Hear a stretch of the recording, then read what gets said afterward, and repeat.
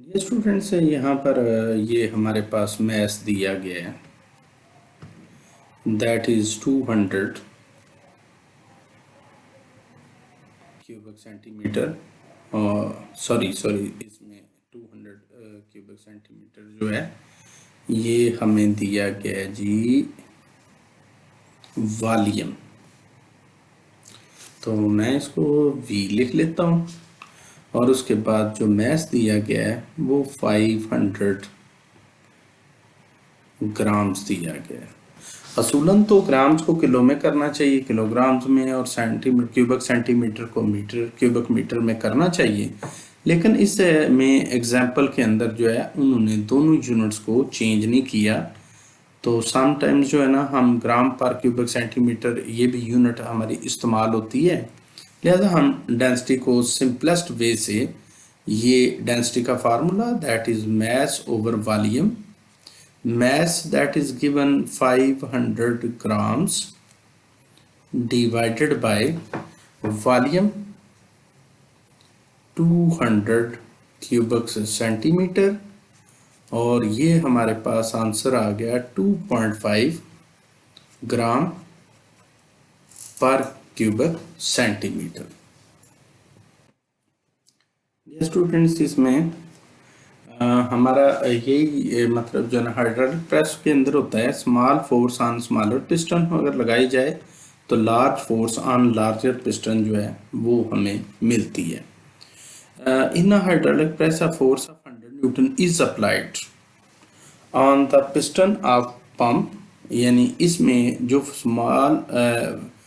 जो फोर्स हम smaller piston पे लगाते हैं उसको हम F1 रखते हैं, और ये F1 जो है हमारे पास 100 न्यूटन फोर्स है जो हमने छोटे पिस्टन के ऊपर लगाई, जबकि छोटे पिस्टन का क्रॉस सेक्शनल एरिया जो है वो हमें दे दिया गया है 0.01 square metre. Now dear students we are going to calculate large force on larger piston.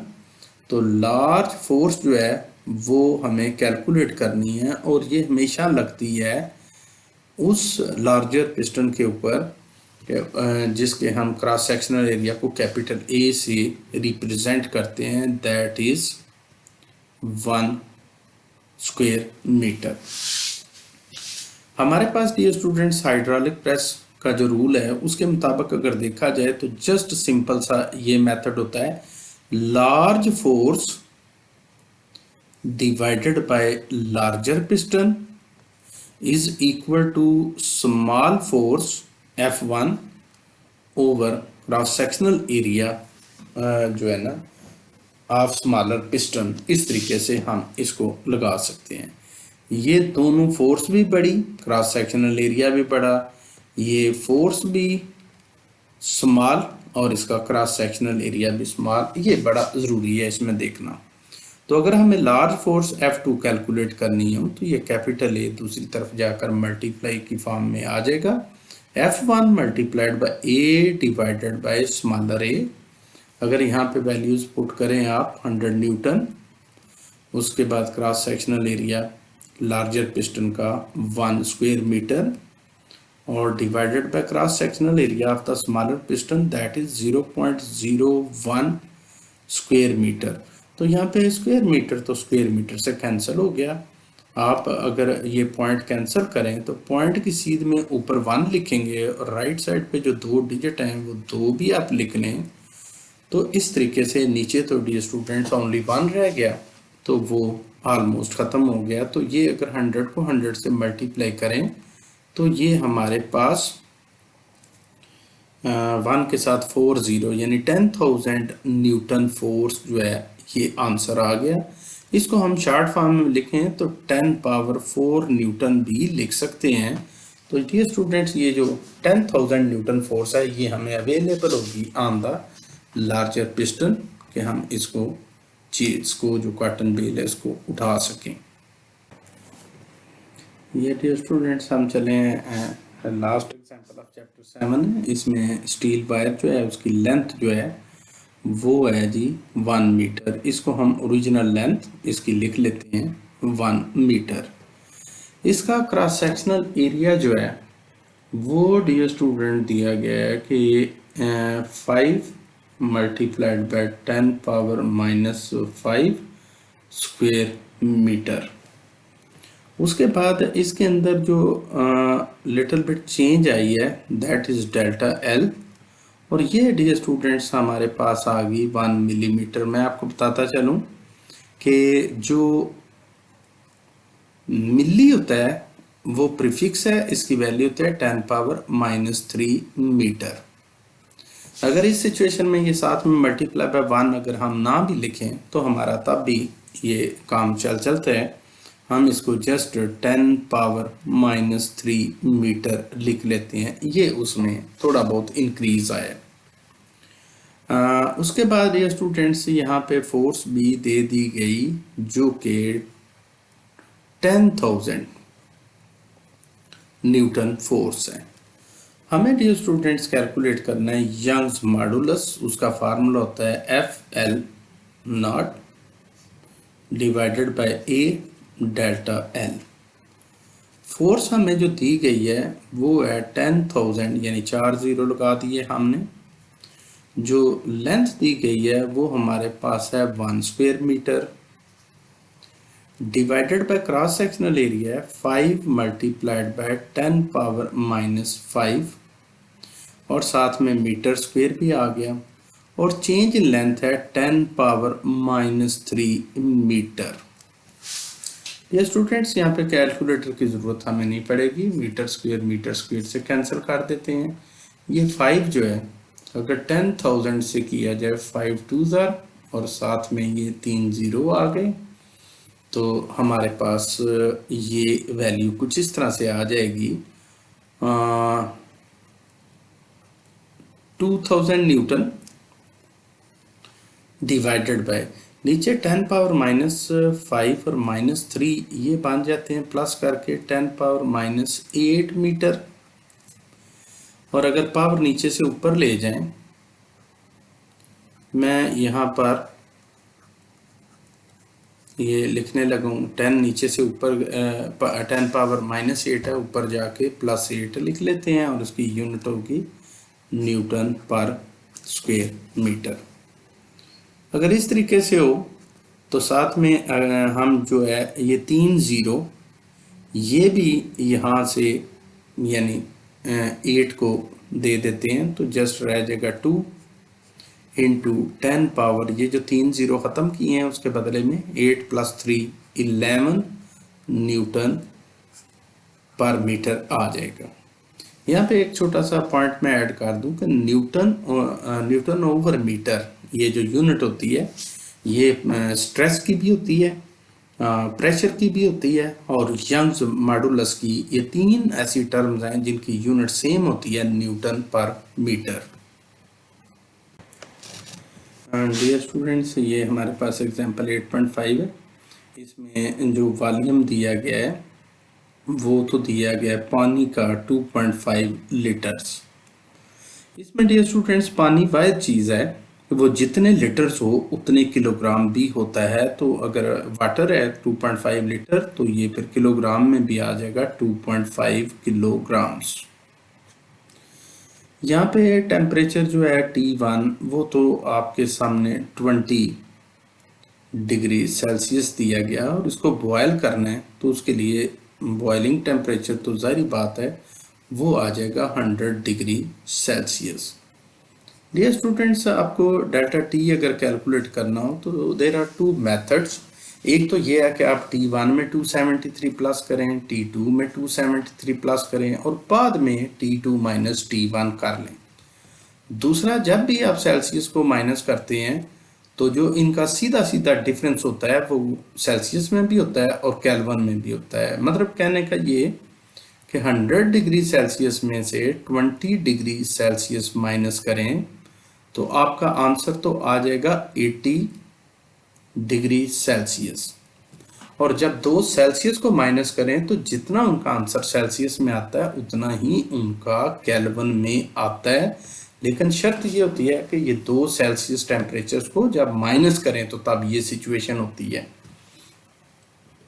तो हमें dear students heat delta Q calculate करनी है। डेल्टा क्यू अगर हीट कैलकुलेट करनी हो तो मैं डेल्टा क्यू के लिए सीमेंट, आमतौर पे रेत बजरी सीमेंट जैसे होता है उससे ये फार्मूला याद रहता है कि सीमेंट आप इसका ये फार्मूला लगा सकते हैं। यहाँ पे सी जो है वाटर का that is 4200 joule per kilogram per kelvin multiplied by 2.5 kilograms multiplied by 80 kelvin. Dear students, यहाँ से ये केल्विन जो है ये पर केल्विन से कैंसिल हो जाएगा और सिमिलरली किलोग्राम और पर किलोग्राम भी आपस में कैंसिल हो जाएंगे। तो इसके बाद जो इनका आंसर आएगा दैट विल बी 840,000 जूल।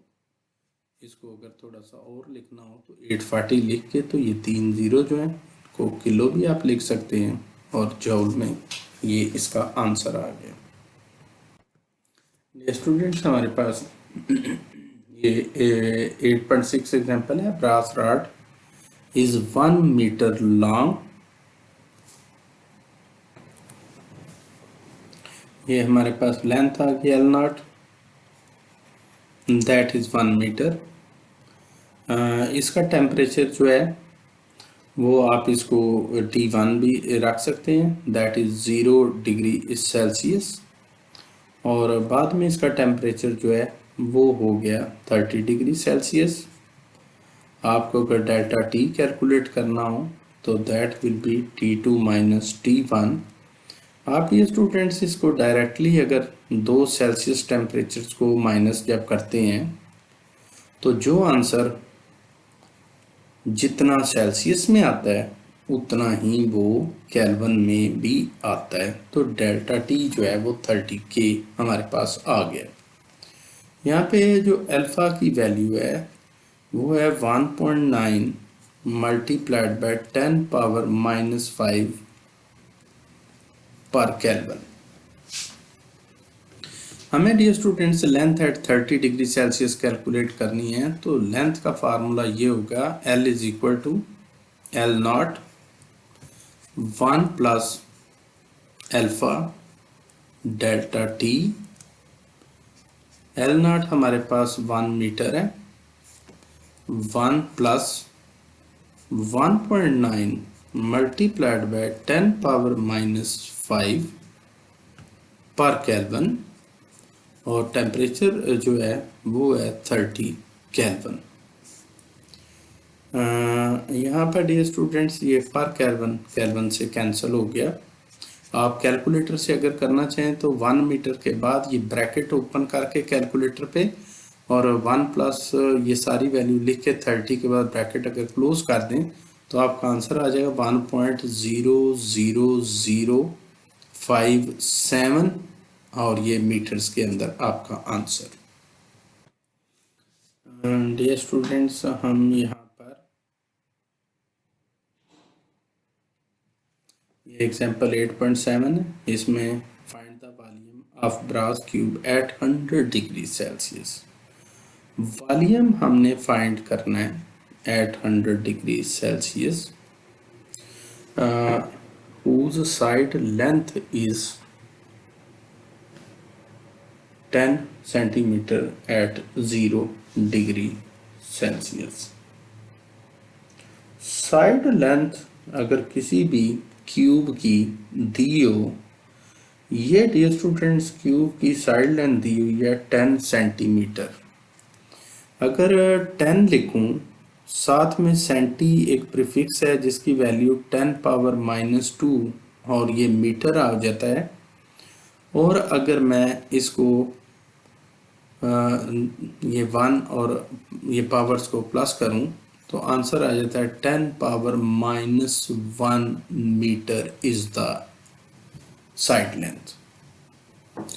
अगर ये स्टूडेंट्स इससे क्यूब का वॉल्यूम जो कि ओरिजिनल वॉल्यूम कैलकुलेट करना है तो वो जस्ट होता है L क्यूब यानी 10⁻⁻1 मीटर, और इसका होल क्यूब अगर कर लें तो आपका ये आ जाएगा 10⁻⁻3 और साथ में मीटर क्यूब आ जाएगा।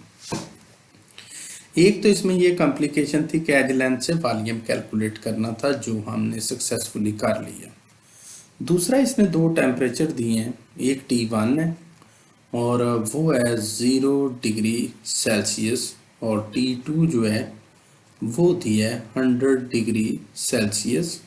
अगर आपको डेल्टा टी कैलकुलेट करना हो तो वो भी बड़ा सिंपल है कि T2 माइनस T1, आप 100 डिग्री सेल्सियस में से 0 डिग्री सेल्सियस माइनस करें तो आपका आंसर जारी बात है 100 डिग्री सेल्सियस आ जाएगा।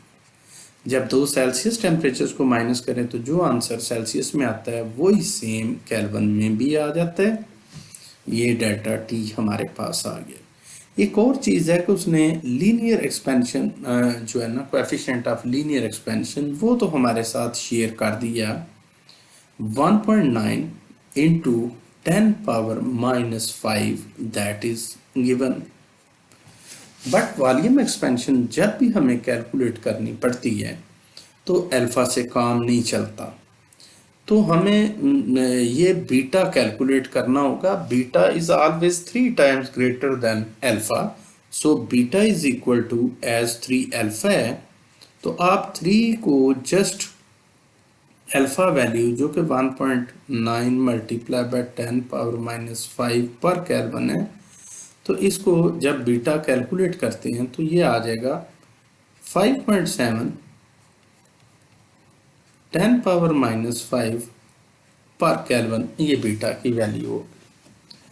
तो डियर स्टूडेंट्स, इसके बाद अगर वॉल्यूम आपको कैलकुलेट करना हो तो उसका फार्मूला सीधा सीधा V0 into 1 plus beta delta T होता है, और V0 हमारे पास है 10⁻³ स्क्वायर मीटर, और 1 प्लस बीटा की वैल्यू है 5.7 इंटू 10⁻⁻5 पर केल्विन मल्टीप्लाइड बाय 100 केल्विन। यहाँ पे डियर स्टूडेंट्स थोड़ा सा ये करते हैं, केल्विन को पर केल्विन से हम कर देते हैं, और उसके बाद 10⁻³ मीटर क्यूब होगा, ऊपर भी स्क्वायर गलती से लिखा गया, और 1 प्लस 5.7 मल्टीप्लाइड बाय 10 पावर रह जाता है -3, क्योंकि ये जो 100 है ये 10⁻² है, और -5 इनका आपस में ये डियर स्टूडेंट्स रह जाता है जी। आप अगर कैलकुलेटर इस्तेमाल करें और 10⁻³ लिखने के बाद ब्रैकेट ओपन और अंदर ये वाली वैल्यू लिखें तो डियर स्टूडेंट्स आपका जो है इसमें आंसर आ जाता है। आंसर आ जाएगा आपका 1.0057 multiplied by 10⁻³ cubic metre. Dear students, ये हमारी लास्ट एग्जांपल है जिसमें interior brick wall of house thickness जो है इसकी है 25 सेंटीमीटर। अगर आप 100 से इसको डिवाइड करें दैट विल बी 0.25 मीटर्स,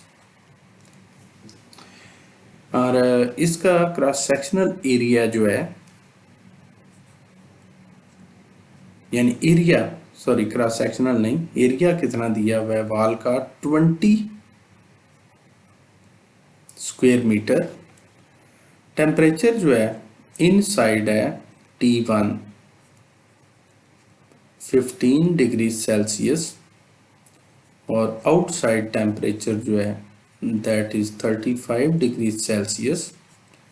आपने अगर डेल्टा टी कैलकुलेट करना है तो वही तरीकाकार T2 माइनस T1, आप 35 degree Celsius minus 15 degree Celsius आपका 20 डिग्री सेल्सियस, और इतना ही आपका ये केल्विन में आ जाता है। उसके बाद ये स्टूडेंट्स यहाँ पे के की वैल्यू रह जाती है, वो है 0.6 वाट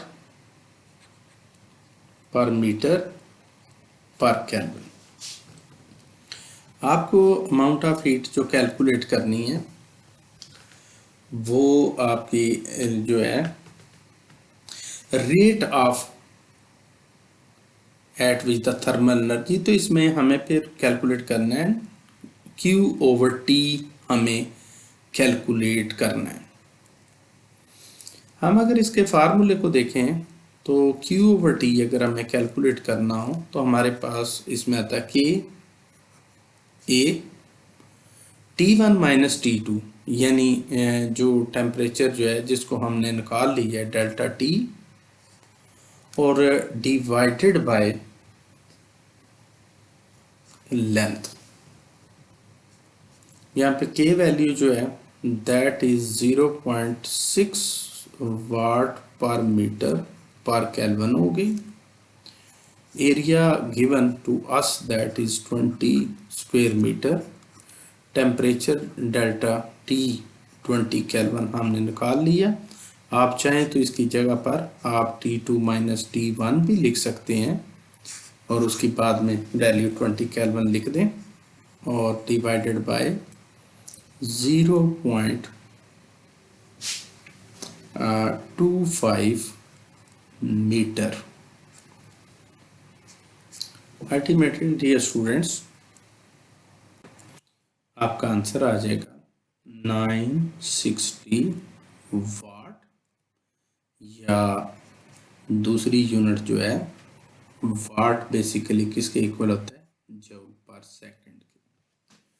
तो डियर स्टूडेंट्स इस तरीके से पूरी बुक जो कि फिजिक्स की क्लास 9th की उसकी तमाम एग्जाम्पल जो स्मार्ट सिलेबस के मुताबिक आपको दी गई थी वो मैंने सॉल्व कर दी हैं। आपको इंशाल्लाह आप बागौर इसको स्टडी कीजिएगा, इसको वॉच करें, आपको इसका बेनिफिट ज़रूर होगा। और अगर आपको ये मेरी कोशिश पसंद आए तो मेरे चैनल को सब्सक्राइब करें और बेल आइकन का बटन प्रेस कर लीजिएगा ताकि आपको आइंदा आने वाली अच्छी वीडियोस जो हैं आप उनसे मुस्तफ़ीद हो सकें। अल्लाह हाफिज़।